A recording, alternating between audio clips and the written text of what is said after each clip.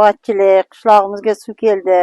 Oldin, bundan bir necha yillar oldin buloqlardan suv kelib ichardik. Hozir rahmat.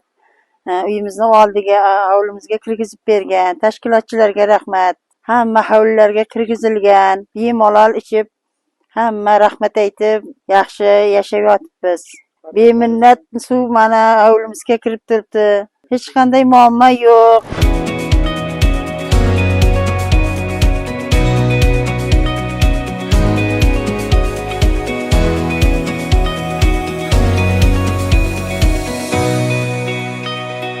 Ketmoqchi edik. Suv kelayotgan ekan.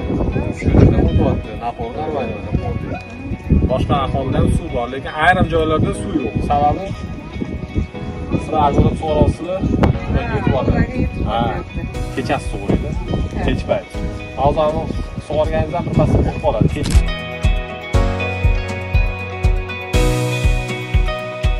Mana bugun biz o'rganish jarayonida Nurota tumani Qadoq aholi fuqarolar yig'iniga keldik.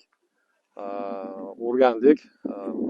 O'sha elektr energiya ta'minotida ozgina uzilishlar sabab bo'lganligi sababli aholiga suv kelmagan. Bugungi kunda aholiga elektr ta'minoti qayta tiklandi. Bizda yerosti quduqlarimizdan chiqayotgan suv rezervuarlarimizga o'z vaqtida yetib boryapti. Hozir aholiga suv keldi. Mana ochib ko'rsataman hozir. Aholiga suv mana kelib turibdi.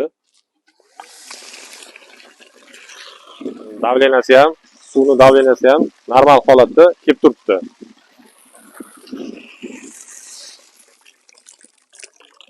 Bu joyda ozgina bizda muammo bo'lyapti. Aholi bir tekis joylashmagan, relyef har xil. Shu sababli hozir quvurlarning ichiga suv to'ldirib olib, havosini chiqarib tashlab, bir chetdan nastroyka qilib kelyapti. Parametrlarni, zadvishkalarni ochib yopib, turbadan ichidagi havolarni chiqarib olib, nastroyka qilib kelyapti. Hozir aholining bittasida suv bor, bittasida suv yo'q. Bular asosan mana hozir shlanka bilan agorod sug'oryapti, hovlilarni sug'oryapti. Hozir dikta aholiga kirib tushuntirish etdik. Kech payt sug'orishlari haqida tushuntirishlar olib borildi aholiga. Yana hozir skvajnalarimizni 24 soat ishlatib, bir hafta 24 soat ishlagandan keyin hamma o'zini qudug'ini to'ldirib olib,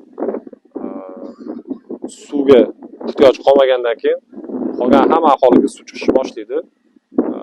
Shundan keyin suv ta'minotida muammo bo'lmaydi. Endi asosiy masala bular ko'pchilik agorod sug'oryapti. Shuning uchun bu yerda agorod sug'organligi sababli narigi aholiga suv yetib bormayapti. Har bitta uyga kirib tushuntirdik. Hozir mahalla komiteti bilan uchrashamiz. Mahalla komiteti raisiga ham buni tushuntiramiz, aholiga yetkazib qo'yadi.